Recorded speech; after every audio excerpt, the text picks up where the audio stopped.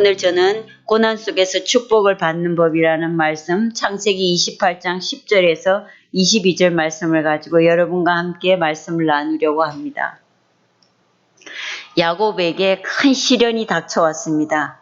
형 에서가 자신을 죽이겠다고 매일 증오와 분노를 쏟아놓는 탓에 야곱은 졸지에 형을 피해서 난생 처음으로 부모 곁을 떠나서 한 번도 본 적이 없는 하란의 외산촌 집으로 피신을 가게 되었습니다. 그래서 브엘세바에서 하란으로 가는 길에 날이 저물었습니다. 한치 앞을 내다볼 수 없는, 분별할 수 없는 그런 깜깜한 광야의 어둠 속이 마치 자신의 앞날 같았어요. 야곱의 보니까 깜깜 어둠이 자신의 미래 같은 거예요. 그러니까 그 어둠을 바라보면서 야곱이 너무너무 두려웠습니다. 그래서 그 두려움을 가슴에 가지고 길에서 돌멩이 하나를 주워서 베개를 삼고 자기가 입고 있던 겉옷을 가지고 자기의 피곤한 몸을 감싸며 길바닥에 누웠습니다. 근데 너무 걱정이 돼서 잠을 잘 수가 없는 거예요. 어떻게 해서 야곱은 이렇게 갑자기 이렇게 큰 고난을 당하게 됐을까요? 야곱은 여러분이 잘 알다시피 쌍둥이로 태어났습니다. 형은 이 들로 막 뛰어다니면서 사냥을 좋아하는 아주 적극적이고 와일드한 성격의 사람이었어요. 쌍둥이지만 형제가 이렇게 성격이 달라. 야곱은 장막에서 집에서 어머니랑 같이 이렇게 장막에 거하면서 집에 거하기를 좋아하는 아주 조용한 성품의 사람이었어요. 그래서 늘 집에 있는 시간이 많았어요, 야곱은. 그러다 보니까 어머니하고 이 대화를 많이 나누게 되는데 어머니 리브가가 자기가 아기를 가졌을 때 이를 이야기한 거야. 하나님이 말이야, 내가 너희들을 배에 가졌을 때 이렇게 말했다. 두 국민이 너의 뱃속에 있구나, 태중에 있구나 이러시면서, 그런데 두 민족이 말이야 네 복중에서 너의 배에서부터 갈리게 될 거야. 그런데 한 민족이 다른 민족보다 강하게 된다? 그러면서 하시는 말씀이, 동생이 작은 자가 형보다 강해가지고 형이 동생을 섬길 거라고 하나님 말했어. 이렇게 이 얘기를 자꾸 종종 야곱에게 들려주신 거예요. 그러면서 이제 세월이 이렇게 흘렀어요. 세월이 흘러서 아버지 이삭의 나이가 이렇게 나이가 많아졌어요. 그러다 보니까 아버지 나이가 눈이 어두워졌어요. 눈이 이렇게 나이가 들면 노화의 징조가 일어나는데 귀가 잘 안 들리고 눈이 어두워집니다. 저도 귀가 좀 잘 안 들리고 눈도 좀 어두워졌는데요. 그러다 보니까 아버지가 야, 이제 죽을 날이 가까우네 이러면서 빨리 그러면 장자의 축복을 줘야지 이렇게 생각하신 거예요, 이삭이. 그래가지고 자기 생각에는 이제 큰아들이 에스니까 유대의 관습에 따라 에스에게 축복을 줘야지 이렇게 생각하셨어요. 그런데 어머니 리브가는 말입니다, 동생 야곱이 장자의 축복을 받는 것이 하나님의 뜻이라고 생각한 거예요. 그래가지고 이 아버지, 눈이 어두운 아버지 이삭을 이제 속이고 이렇게 하려고 염소 새끼 털을, 염소 새끼는 털이 부드럽잖아요. 그러니까 그 가죽을 가져와서 이 야곱의 이 목의 언저리에도 이렇게 붙이고 또 손에도 이렇게 덧댔어요. 그래가지고 이제 아버지 앞에 이 애쓰인 것처럼 속여가지고 아버지 앞에 나가게 만들었어요. 그러면서 또 이 이삭의 마음을 갖다가 이렇게 더 이제 혹하게 하려고 어머니 리브가가 맛있는 음식을, 이삭이 좋아하는 거 알잖아요. 부인이니까 맛있는 음식을 만들어서, 그래가지고 이제 아버지 앞에 이렇게 음식을 갖고 간 거예요. 그래서 아버지가 그 맛있는 음식을 쫙 먹고 이제 목소리가 야곱 같은데 이러면서도 이제 눈은 어두우니까 야곱을 이렇게 만져봐서, 그랬더니 에서처럼 털이 북슬북슬한 거예요. 그러니까 아버지가 야곱이 에서인 줄 알고 장자의 축복을 마음껏 이렇게 부어준 거예요. 어머니가 아버지를 이제 꾀를 내가지고 인간적인 방법으로 아버지를 속인 거예요. 그리고 또 야곱도 그렇습니다. 야곱도 이 아버지를 속여서 장자의 축복을 받는 것이 잘못된 것이라는 걸 알았어요. 그런데 야곱은 자기가 장자의 축복을 너무 받고 싶은 거야. 그러니까 어머니와 함께 도모해서 아버지를 속여서 장자의 축복을 받은 거예요. 그 이제 이 사실을 알고 에서가 엄청난 증오를 품으면서 야곱 너 살려두지 않겠다. 이렇게 그냥 야곱을 죽이겠다는 마음을 갖게 된 거예요. 그러면서 이런 큰 시련이 이제 야곱에게 주어진 것입니다. 저는 이 사건을 통해서 우리가 깨닫게 되는 것은요. 우리가 살면서 당하게 되는 고난의 다는 아니에요. 그렇지만 많은 부분이 우리들의 잘못된 욕심으로 인해서 발생된다는 것입니다. 그런데 이런 욕심으로 발생된 이 고난에 대해서 사람들은 자기의 잘못을 깨닫고 회개하고 하나님 앞에 나가기보다는 하나님 어쩜 그럴 수가 있어? 하나님 어떻게 그 상황에서 내가 그걸 할 수 있도록 그렇게 내버려뒀어? 하나님 그럴 수가 있어요? 이러면서 자기의 잘못을 인정하기보다는 하나님을 원망하는 사람이 많다는 것입니다. 그래서 우리는 정말 우리가 고난을 당할 때는 왜 이런 고난이 닥치게 됐는지 그 원인에 대해서 우리가 생각해 봐야 됩니다. 그리고 정말 이 고난이 나의 잘못된 욕심과 행동으로 인해서 주어진 것이라고 깨닫게 되면 우리는 하나님께 나아가서 철저히 회개를 해야 된다는 것입니다. 자, 그러면 우리가 우리의 죄로 인해서 우리가 고난을 당할 때 그럼 하나님은 어디 계시는가? 하나님은 어디 계시는가 하는 것입니다. 예. 성경은 야곱이 엄청난 근심걱정으로 몸을 뒤축이면서 겨우 잠이 들었어요. 그런데 꿈을 꾸게 되었습니다. 꿈이 내 마음대로 꿔집니까? 아닙니다. 꿈은 절대로 내 마음대로 꿔지지 않습니다.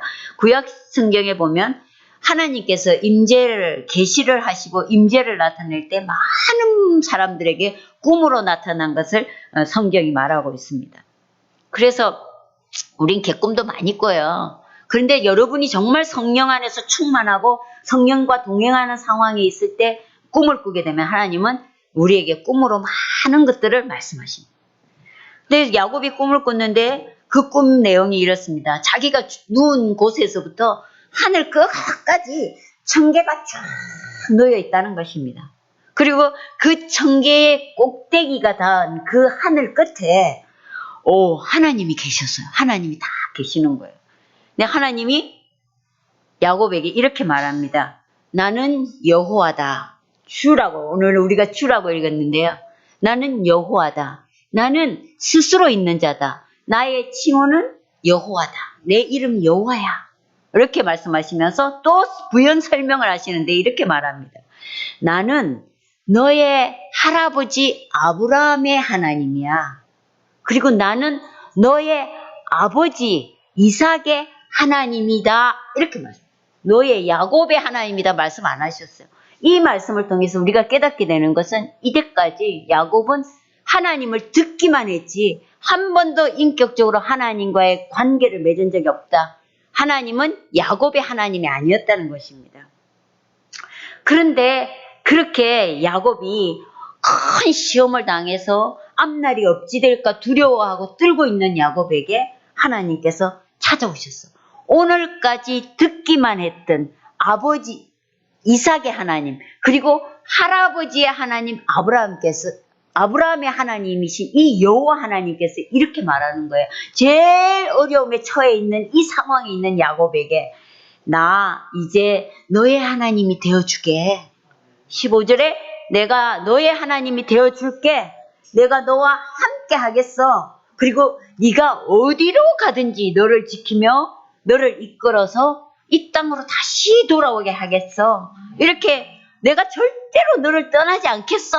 라고 하시면서 야곱의 하나님이 되어주시겠다고 약속을 하시는 것입니다. 이렇게 큰 시험을 만나갖고 어찌할 바를 모르는 상황에 내가 늘 들었던 아버지 이삭의 하나님, 아브라함의 하나님을 만난 거예요. 그리고 그 하나님이 너의 하나님이 되어주겠다고 약속을 받았으니 이 야곱의 마음이 어떻겠어요? 야곱은 그 꿈을 깨고 나서 이렇게 놀라운 고백을 합니다. 야, 진짜 하나님이 여기 나와 함께 계셨는데 내가 몰랐네. 이러면서 그냥 믿음의 고백을 하는 거예요. 그리고 여러분, 이 사실을 통해서 하나님은요, 큰 시련 가운데 있는 야곱과 함께 하셨던 것처럼 고난 가운데 있는 시련을 만난 우리들과 함께 여러분이 믿음의 눈만 열면 하나님이 여러분 곁에 있다는 것을 지금 성경이 우리에게 말해주고 있습니다. 그리고 나서 성경은 말을 합니다. 하나님의 살아계심을 알게 된 야곱은 어떻게 살게 됐는가? 그래, 하나님 나와 함께 하시네. 뭐 그 정도로 끝나는 천만의 말씀입니다. 하나님을 알게 됐고 만나게 된 야곱의 삶은 이전과는 전혀 다른 새로운 삶을 살게 되었음을 성경이 말하고 있습니다. 첫째, 야곱은요, 신령과 진정으로 살아계신 하나님을 예배하는 자가 되었다는 것입니다.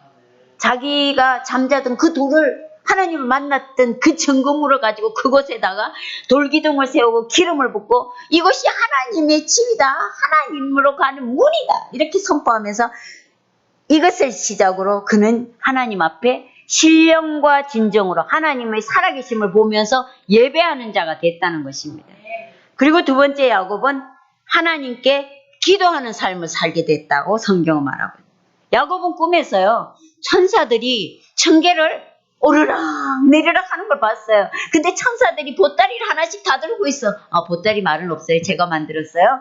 예. 하나님, 사람들이 하는 기도 제목들을 다 가지고 막 청계로 올라가는 거야. 그리고 청계를 내려올 때는 하나님의 기도 응답을 다 가지고 내려오는 그걸 본 거예요.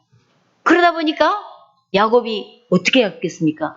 어려운 일이 생길 때마다 청계를 올라가는 천사가 있지. 그러면서 그 삶의 어려운 문제들을 염려 근심하지 않고 기도했다는 것입니다. 그래서 기도하는 사람이 됐어요, 야곱은. 그리고 셋째는, 야곱은 제일 우리가 이 부분에 마음에 두셔야 되는데요. 살아계신 하나님의 임재 앞에서, 코람데오의 하나님 앞에서 매 순간 정직하고 진실한 삶을 살았다는 것입니다. 야곱이요, 아버지를 속여서 장자의 축복을 받은 그렇게 어려움을 겪게 된 이 야곱이 이후의 삶, 하나님을 만난 이후의 삶은 정말 매 순간 정말 진실하고 정직한 삶을 살았다고 성경은 말하고 있습니다. 하란의 외삼촌 라반은 아주 교활한 사람이었습니다. 그는 하나님을 믿지 않는 사람이었기 때문에 아주 교활했어요. 그래서 그는 야곱이 라헬을 아주 사랑한다는 마음을 알았어요. 그래서 그 마음을 이용해가지고 품삯도 없이 14년을 종놈으로 부려먹었어요. 일꾼으로 그냥 품삯도 하나도 안 주고 14년을 그냥 부려먹었어요. 그러다가 그것도 부족해서요, 남은 야곱은 외삼촌 집에서 20년을 일을 했는데 그 6년 세월 속에서도 그의 품삯을 매년 바꿨어. 10번이나 변경. 조금 한번 이렇게 하자 계약 맺어놓고 생각해보니까 좀 많은데? 또 싹 바꿔, 또 바꿔. 이게 10번을 계속 바꾸면서 야곱을 속이는 거를 그냥 식은 죽 먹듯이 한 거예요. 이런 상황이라면, 여러분도 생각을 해보세요. 이런 상황이라면 야곱은 아무리 열심히 일을 하더라도요, 빈 털터리로 고향을 돌아가는 것이 불을 보듯이 뻔한 일이에요. 그런데 이렇게 어려운 삶을 살았는데도 야곱은요, 성경을 읽어보시면 하나님이 나와 함께 하심을 믿고 아주 그 외삼촌이 자기를 속이는데도 아주 진실하고 성실하게 그렇게 삶을 살았습니다.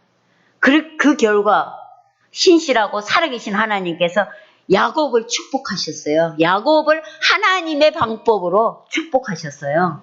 그래서 야곱은 고향으로 돌아갈 때요, 4명의 아내와 그때 베냐민이 아직 안 태어났기 때문에 12명의 아들을 데리고 엄청난 하나님이 주신 소와 양과 낙타와 염소들을 다 무리를 이끌고 고향으로 아주 부자가 되어서 돌아가는 것을 성경이 기록하고 있습니다. 창세기에 기록하고 있습니다. 제가 여러분에게 늘 지난번에도 말했죠. 여호수아서는 여호수아의 간증이다. 창세기에 이 야곱의 이야기는 야곱의 간증이다. 그래서 여러분이 야곱이 어떻게 해서 복을 받았는가 하는 것을 읽어보면서 은혜를, 야곱의 축복을 여러분이 받기를 원합니다. 사랑하는 성도 여러분, 하나님을 믿는 사람은 아무리 고난이 힘들고 어렵더라도 하나님이 기뻐하시는 바른 길을 걸어야 합니다. 그리고 기도해야 합니다. 그리고 하나님이 기뻐하는 것이 무엇인지 매일 고민하며 살아야 돼요. 여호와를 기뻐하는 것이 너희의 힘이다 그랬어요. 여호와를 기뻐하라. 그리하면 여호와가 너의 모든 소원을 이루어 주시리라고 약속이 선포되어 있기 때문에 여러분은 고난 중에 있다 할지라도 하나님을 기쁘시게 하는 것이 무엇인가를 고민하셔야 돼요. 돈을 어떻게 벌까? 고민하는 게 아니고요. 하나님을 어떻게 기쁘시게 할까를 고민하는 여러분이 되셔야 합니다. 오늘 설교가 좀 어쩌면 길 수도 있을지 모르겠습니다. 저는요, 이제 여러분에게 어떻게 고난 중에서 내가 축복을 받았는가를 다른 간증을 통해서도 많이 얘기할 수 있어요. 근데 저는 여러분을 통해서 제가 살아온 삶은 내가 제일 잘 아는 거야. 그러니까 내가 여러분에게 내 삶을, 이게 25년에 지금 이 간증은요, 25년에 걸쳐진 간증이라 여러분에게 추려서 말씀을 드리는데요. 제가 시련을 겪게 된 건 여러분도 아시다시피 수영이를 낳고 나서 수영이가 100일 되던 해에, 100일 되던 날에, 딱 정확하게 100일 날에 수영이 장애를 알게 됐습니다. 그래서 정말 100일 잔치를 준비해 놓고 완전히 다 무너졌어요. 그래서 그날 정말 바닥을 알 수 없는 고통의 구렁텅이에 와라락 무너졌습니다. 네. 어떤 성도가 저에게 이렇게 말했어요. 하나님은 전능한 치료자이시니까 하나님께 많은 헌금을 드리면, 그래서 하나님 마음을 기쁘게 하면, 하나님이 수영이 장애를 고쳐줄지 모르잖아. 그러니까 헌금을 해봐. 이렇게 말을 한 거예요. 그러니까 나도 그래? 이러면서 하나님을 기쁘시게 하면 하나님이 장애를 고쳐준다? 그럼 나는 헌금을 해야겠다. 이렇게 이제 생각하고 하나님 앞에 약속을 했어요. 하나님, 제가 그때요, 91년도 제가 예수 믿은 지 한 1년 반 정도 된 아주 조그만 믿음의 사람이었어요. 제가 생각하는 큰 헌금은요, 100만 원이었어요, 그때. 근데 그 당시 100만 원이 작은 돈도 아니었어요. 왜냐하면 4급 공무원인 제 남편의 한 달 월급이 120만 원 정도 갖고 왔어요. 120만 원. 우리 참 우연의 일치로 하나님의 놀라운 은혜로요. 저희 집에 딱 한 장에 월급 명세서가 하나 남아 있더라고요. 그래서 제가 지난번에 서류를 버리려고 하다가 이거는 정말 귀한 거네. 그러면서 제 남편의 월급 명세서 1996년도, 95년도인가 6년도인가 5년도에 6월달 월급 명세서가 한 장이 딱 있는 거예요. 그래서 그걸 제가 딱 보관을 했어요. 그래서 보니까 그때 제 남편이 165만 원을 받으면서 세금을 떼고 130만 원을 갖다 준 명세서가 딱 있는 거예요. 그러니까 그 당시에 제 남편의 월급이 130만 원이 120만 원이었다는 거예요. 근데 제가 그 중에서 100만 원을 이제 하나님 앞에 헌금을 드리기로 했어요. 그리고 이제 헌금을 하려고 교회를 딱 가봤는데요. 웬일이야? 건축 헌금 봉투가 없는 거예요, 교회에. 그래서 봉투가 없네?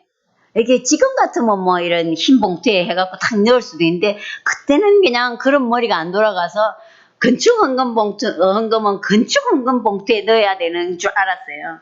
그래가지고 이제 차일피를 미루게 됐어. 미루다 보니까요, 어떤 마음이 생기냐면, 하나님이 헌금을 한다고 장애를 고쳐주겠나 하는 의심의 마음이 쏙 들어오는 거예요. 그러니까 별로 헌금을 이제 하고 싶은 마음이 좀 자꾸 날이 갈수록 줄어드는 거야.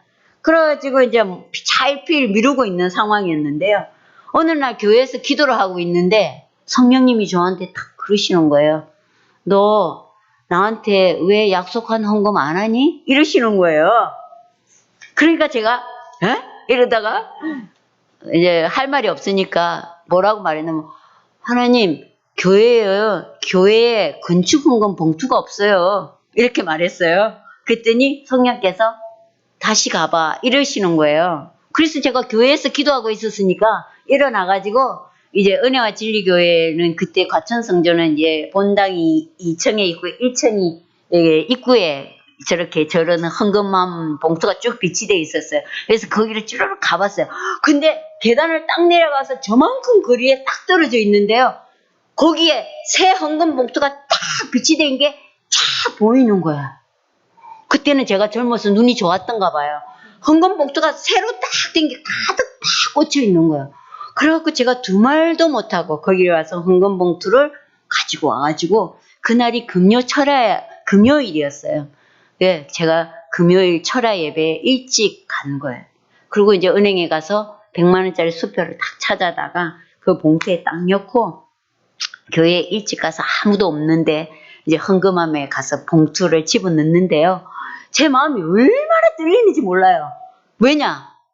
마치 아무도 없는 그 성전에 하나님이 딱 여기 십자가에 앞에서 딱 나를 쳐다보는 것 같아요. 그 당시는요, 여기 십자가가 크게 걸려있고 여기 앞에 헌금함이 있었어요. 그 앞에까지 이렇게 나가서 이제 헌금을 집어넣는데 제 마음이 막 두두두두 막 떨리는 거예요. 그래갖고 이제 헌금함을 떨리는 마음으로 이렇게 집어넣었어요. 그렇게 많은 헌금을 드렸는데 수영이 장애가 고쳐졌을까요? 안 고쳐졌죠. 그런데요, 참 놀라운 일이 있어요. 야곱이 꿈을 통해서 하나님을 알게 된 것처럼요, 저는 그 사건을 통해서 하나님이 우리의 기도에 귀 기울이시는 인격체 하나님이시라는 걸 제가 알게 된 거예요. 하나님이 내 기도를 들으시고 아는 거예요. 그러면서 사람과 사람 사이에서도 신뢰가 굉장히 중요하잖아요. 약속이라는 게 굉장히 중요하고 그 약속을 지키는 자에 대한 그 평가가 달라지잖아요. 근데 이 사건을 통해서 사람과 하나님 사이에서도 신뢰가 굉장히 중요하고, 그리고 약속한 것은 반드시 지켜야 된다는 것을 알게 된 거예요. 그러면서 제가 깨닫게 된 거는 이런 거예요. 하나님이 저하고 나하고 하나님하고 저하고 사이에서요, 헌금은 100만 원을 가지고 약속을 하신 거예요. 하나님, 우리 수영이 장애를 고쳐주세요. 오냐? 알겠다. 그러면서 100만 원을 약속의 증거물로 삼으신 거예요. 그런데 내가 그 약속을 증거물을 안 내놓으면 약속이 성립이 안 되잖아요. 집과 집을 계약을 할 때도 이렇게 계약을 맺을 때 이렇게 뭔가 이게 딱 서로 교환이 되어지면서 도장을 꽝 찍어야 계약이 되잖아요. 근데 내가 자꾸만 헌금 내르기를 미루는 거야. 그럼 계약 성립이 안 되는 거야. 그러면 내가 아무리 했어도 하나님이 고쳐주겠다 하는 그 일을, 계약을 이뤄야 되는데 안 되는 거야. 그러니까 하나님이 너 나한테 약속했던 거 내놔. 그래야 내가 너를 지켜주지. 저는 이 상황을 저는 알게 됐어요. 그래서 정말 수영이 장애는 당장 안 고쳐졌는데, 부족하고 연약한 내가 하나님 앞에 약속했던 거를 하나님 앞에 딱 내놨으니까, 하나님은 성경에 말하기를 진짜 신실하다고 그러잖아요. 신실한 그 하나님이 분명히 우리의 약속을 이룰 것이다 라는 믿음이 생겨났어요. 자, 그 후로요, 수영이가 6개월이 됐을 때입니다. 저는요, 가난한 개척교회의 목사님을 알게 됐어요. 지난번에 목사님도 안산의 무슨 만나교회 목사님의 그 개척 당시에 비참한 상황을 얘기했는데요. 그분도요, 과천에 그 한 구역만 가면 잔우물이라는 동네가 있어요. 거기에 비닐하우스에 살고 계셨어요. 근데 비닐하우스를 내가 찾아갔는데요, 나는 내 머리에 털나고 그렇게 가난한 삶을 처음 봤어. 이렇게 비닐 장판이 깔려 있는 곳은 방이에요. 그리고 흙 위에 가재 도구랑 주방 식기 도구들이 막 흩어져 있는 그런 비참한 삶을 개척교회 목사님이 살고 있는 거예요.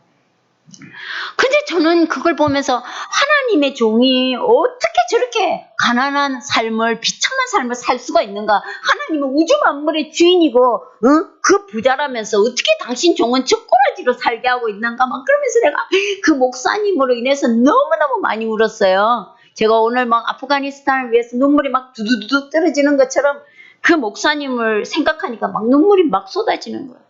그래서 내가 며칠을 그 목사님을 위해서 축복하며 기도하다가 제가 할 수 있는 만큼 돕자라는 생각이 들었어요.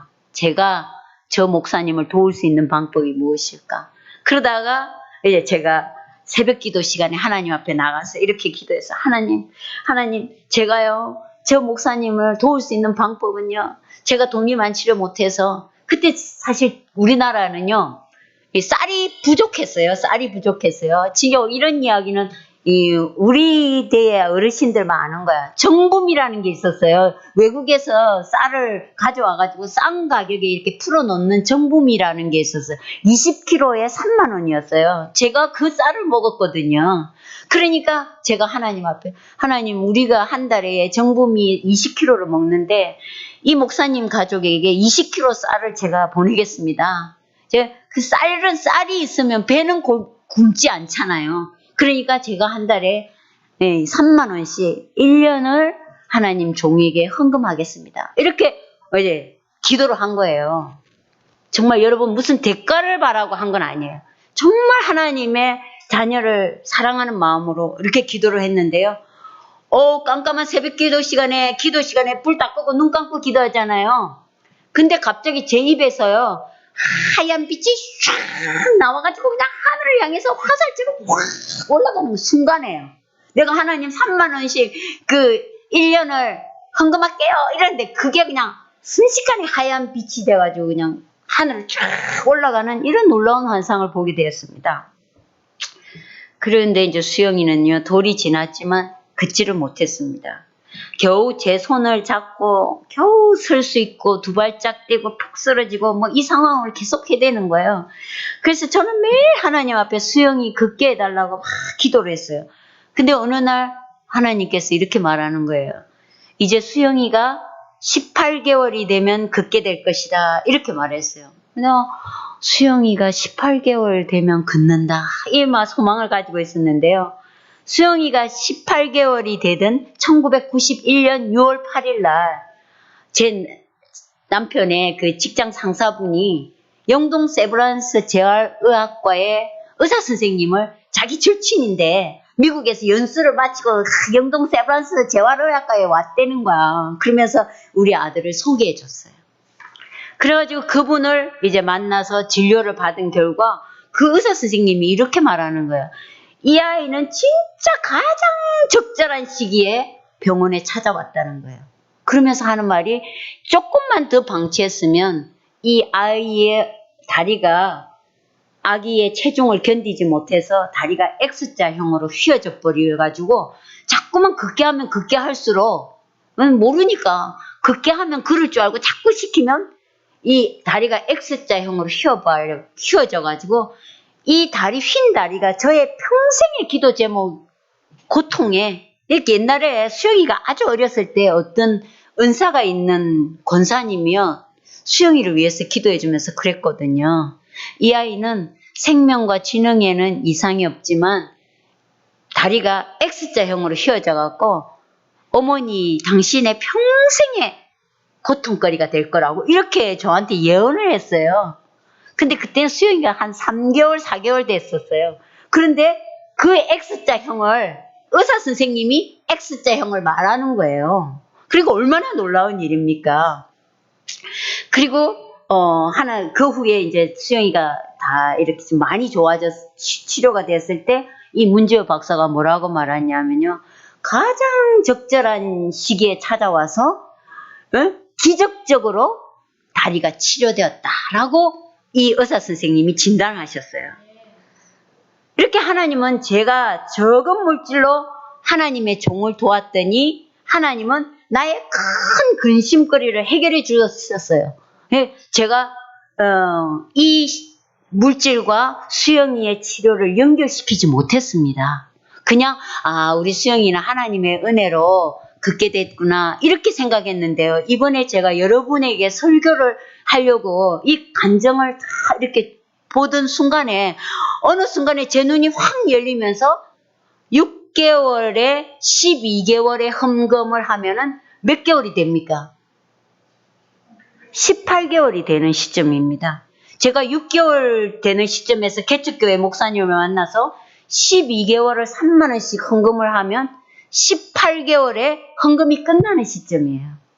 그런데 그것이 하나님을 그렇게 기쁘게 했던지 3만 원짜리 그것도 국산 좋은 쌀도 아닙니다. 3만 원짜리 정보미를 하나님이 종에게 도와준 걸 하나님이 그렇게 기뻐 받으시고 제 평생의 기도 제목거리라고 하는 제 아들의 다리를 치료해 주셔서 그 치료의 길을 열어주시고 그리고 치료해 주셔서 정말 우리 아들이 기적적으로 치료되었다는 것을 제가 이번에 깨닫게 됐어요.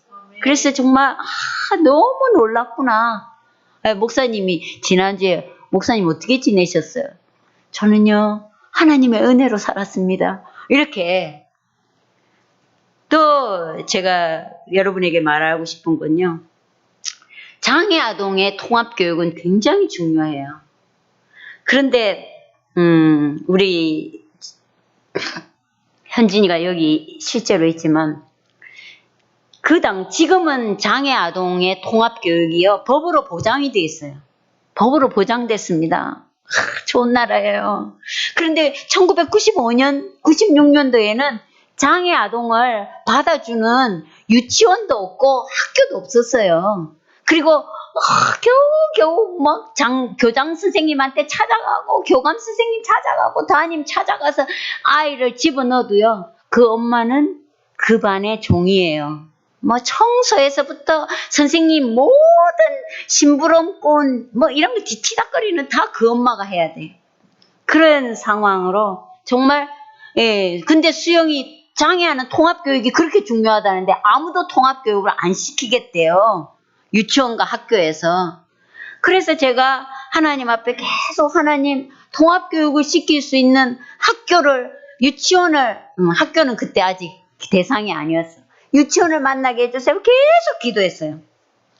그러는 중에 유치원은 안 만나지고요. 가난한 개척교회를 지원하는 사랑손 선교회라는 선교회를 알게 됐어요. 사랑손 선교회 지금도 아마 있을 겁니다. 그 선교회에서 개척하는 가난한 교회들을 돕는 거예요. 그래서 저는요. 그때 수영이의 유치원비 한 달에 10만 원 정도 10만 원이었어요. 10만 원의 돈을 유치원은 안 보내고 보낼 유치원이 없으니까 하나님께 기도해서 하나님이 유치원 교사가 되세요. 그래서 하나님이 수영이를 가르치세요. 저는 교육비를 사랑손 선교회에 보냅니다. 그러면서 제가 2년을 매달 10만 원씩 사랑손 선교회에 보냈습니다. 그리고 이제 수영이는 어느덧 초등학교에 입학할 나이가 되었어요. 초등학교에 입학할 나이가 되었는데 그 시기에 제가 기독신학대학원을 다니게 됐습니다. 그래서 제가 이 기독교 교육 시간에 이게 사랑의 교회 김만영 교수님이 저의 교수였어요. 근데 그 교수님과 기독교 교육에 대해서 공부를 하는 중에 이분이 우리나라에서 기독교 교육을 가장 잘하고 있는 학교가 수원에 있는 중앙기독초등학교라는 거예요. 네. 그리고 그 학교는 기독교 정신에 의해서 장애아 통합교육을 하고 있는 우리나라 최초로 장애아 통합교육을 실시하고 있는 좋은 학교라고 말했어요. 그런데 여러분 생각해 보십시오. 저는요 그때까지 수원이라는 데를 한 번도 가본 적이 없었어요. 맨날 수영이 끌어안고 기도하고 막 교회 왔다 다니고 이러니까 수원이라는 도시가 있다는 건 알았지만 한 번도 가본 적이 없었어요. 그런데 그리고 우리 집이 분당이니까 내가 그 수원에 아무리 좋은 초등학교가 있어도 제가 거기를 어떻게 다닐 수 있어요. 그러니까 관심도 안 뒀어요. 그런데 기도를 하는 중에 하나님께서 어느 날 그러시는 거예요. 내가 수영이를 중앙기독초등학교에 보내기를 원한다. 이렇게 말씀하시는 거예요. 그러시면서 저에게 여러 가지 지시들을 하셨어요. 그래서 제가 수원 114에 전화를 했어요. 그때는 114에 전화를 해서 중앙기독초등학교 번호가 뭡니까? 이렇게 해갖고 이제 받아 쓰고 중앙기독초등학교에 전화를 해서 상담을 한번 해보고 싶습니다. 이렇게 이제 얘기를 하게 된 거예요. 그랬더니 뭐 상담 올 필요도 없다고 막 그쪽에서 말리는데 그래도 한번 가볼게요. 이러면서 이제 버스를 타고 뭐 이렇게 택시를 타고 이래가지고 이제 중앙기독초등학교를 찾아갔습니다. 그래서 상담한 결과 수영이는 중앙기독초등학교에 입학이 불가합니다. 왜냐하면 이 장애 아동의 경우는 학교에서 신입생을 뽑지 않는 거예요. 이 학교가 사립학교라 다른 1학년 학생들은 전부 다 학교에서 뽑는데 장애아의 경우는 학교에서 못 뽑게 돼 있고 중앙기독초등학교 산하에 트루디 사모님이 세운 중앙유치원이라는 게 있어요. 중앙침례교회 산하에 중앙유치원이 있는데 거기에 유치원에서 유아반에서부터 통합교육을 다 실시해가지고 교사들이 합격점을 준 애들만 이제 입학 대상자인 거예요. 그러니까 그 친구들만 이제 교사들이 이렇게 사정을 해가지고 올해는 이 친구 4명이 입학생입니다 하고 올려보내면 학교에서는 그냥 받기만 하는 상황인 거예요. 그러니까 수영이는 절대로 학교로 가갖고 입학할 수가 없어. 그러니까 입학이 안 되는 거였어요. 그런데요, 시간상 제가 다 일일이 말할 수는 없지만 하나님께서 길을 만드셨어요. 그래서 1년 뒤에 수영이는 중앙기독초등학교에 입학할 수 있었습니다. 저는요, 여러분 앞에 이 간증을 하기 전에는 그냥 하나님이 축복하셔서 우리 수영이가 중앙기독초등학교에 들어갔구나 이렇게 생각했어요. 그런데 제 눈이 열리면서 깨달아졌어요. 아, 2년 동안 하나님이 통합교육비를 받으셨지. 사랑손 선교에 흘러보낸 내가 장애아 통합교육비를 하나님이 2년 동안 받으신 거예요. 그리고는 하나님께서 그 통합비를 받으시고 통합교육을 가장 잘한다는 저도 알지 못하는 중앙기독초등학교를 알게 하시고 그 학교에 입학을 시켜주셨어요. 그리고는 수영이를 하나님의 자녀로 교육시키셨습니다. 할렐루야. 여러분은 수원 중앙기독초등학교에 대해서 아무런 감동이 없어요. 그러나 실제로 수원에 가보면요, 이 학교는요, 서울대학교 가는 학교예요. 수원에 있는 모든 학부모들이 이 학교에 자녀를 입학시키려고 줄을 쓰고 있고, 장애아 부모 같은 경우는요, 부산, 대한민국 전국 각지에서 이 학교에 입학하고 싶어서 줄을 쓰는 그런 학교입니다. 근데 뭐 요즘은 이제 우리나라에서 통합교육을 이렇게 법으로 보장하고 있으니까 예전만은 않으려나 모르겠습니다. 제가 마지막으로 여러분에게 또 말씀드리고 싶은 것은요, 수영이가 어떻게 첼로를 하게 되었는가 하는 것입니다. 수영이는 용인 강남학교 고등학교 3학년 때 미랄복지재단에서 운영하는 날개 첼로 앙상블의 오디션을 보고 합격을 해서 들어가게 됐습니다. 여러분도 아시다시피 비장애 청소년이 클래식 음악을 전공으로 배우는 일은 많은 물질이 들어가기 때문에 너무너무 어려운 일입니다. 그런데 우리 수영이는 이 지적 장애를 가지고 있는 아이다 보니까 정상적인 아이에 비해서 이 첼로를 배우는 습득 속도가 굉장히 느립니다. 그러니까 이 아이가 첼로를 배운다는 것은 정말로 밑빠진 독에 물을 붓는 것 같이 많은 물질을 그냥 이렇게 쏟아 부어야 하는 그런 일입니다. 그래서 저로서는요, 감히 엄두도 못 내는 제 사고방식으로는 말도 못하는 그런 일입니다. 그런데 수영이가 하나님의 은혜로 첼로를 배우고 있다는 것입니다. 어떻게 해서 그러면 수영이가 하나님의 이 첼로를 배우게 됐는가?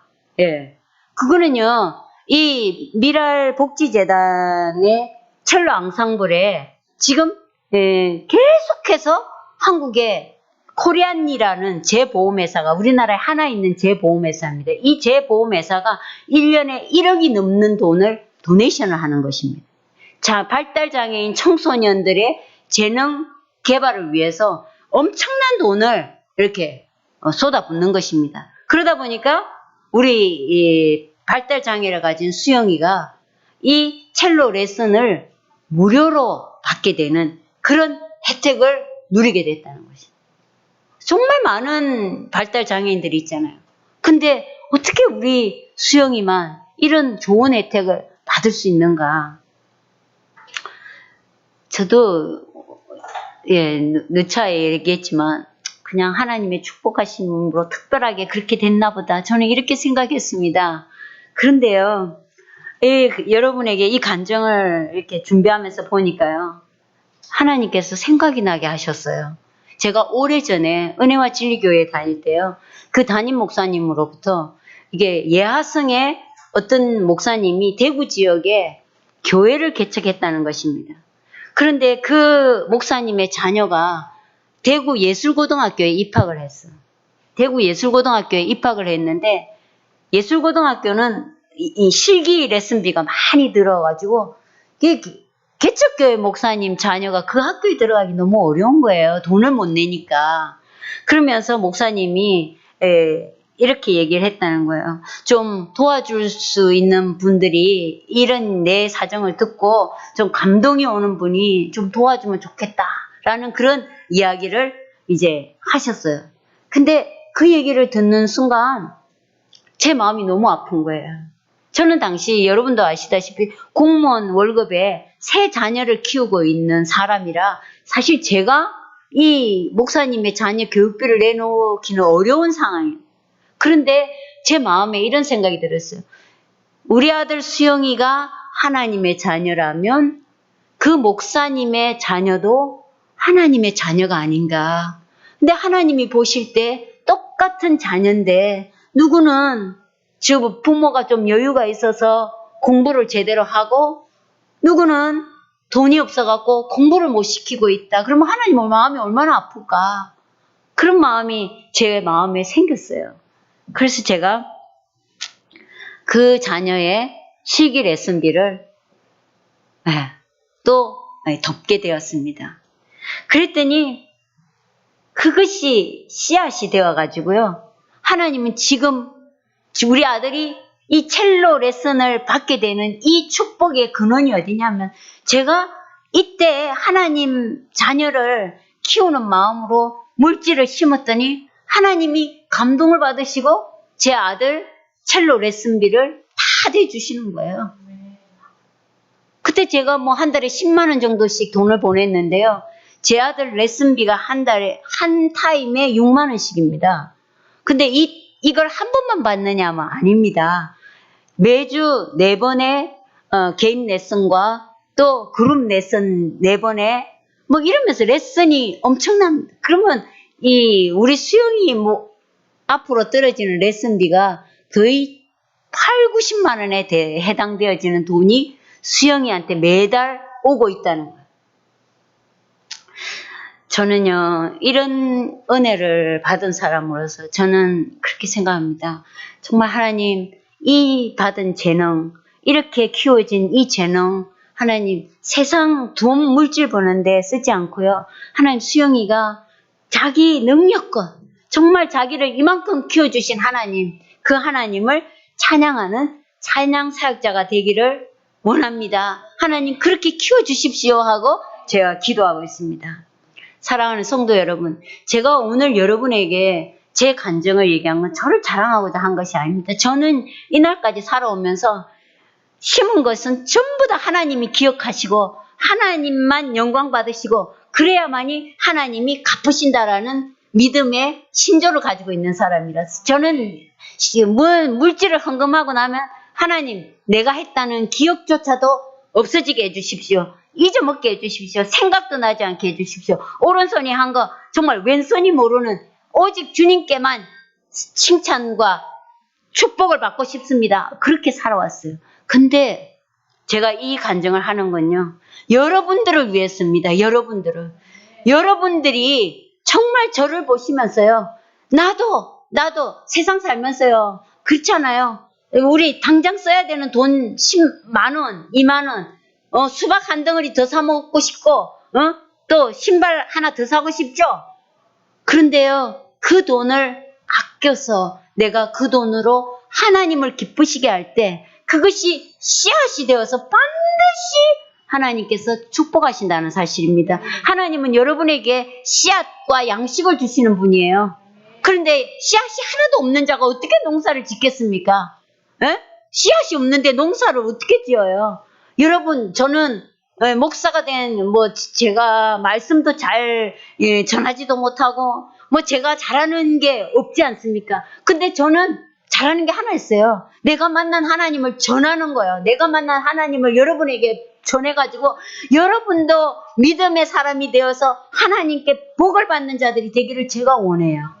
그래서 제가 목사로서 강단에 서는 날이 얼마 안 남았지만 내가 남은 기간 동안에는 정말 내가 만난 하나님, 나에게 축복을 주신 하나님을 우리 성도들에게 말씀으로, 이 삶으로 가르쳐서 이 사람들이 정말 복을 받고 또 다음 세대에 살아계신 예수님을 증거하는 자가 되길 해야겠다. 이런 마음에서 여러분에게 오늘 이 간증을 하게 되었습니다. 하나님은 여러분에게 갈라디아서 6장 7절에 사람이 심은 대로 거둔다라고 분명히 약속하셨습니다. 그러니 사랑하는 성도 여러분, 고난을 당했을 때요, 고난만 쳐다보지 마십시오. 고난을 쳐다보면요, 빈털털이 아무것도 가진 것 없고 아무것도 할 수 없는 내 자신밖에 보이는 게 없어요.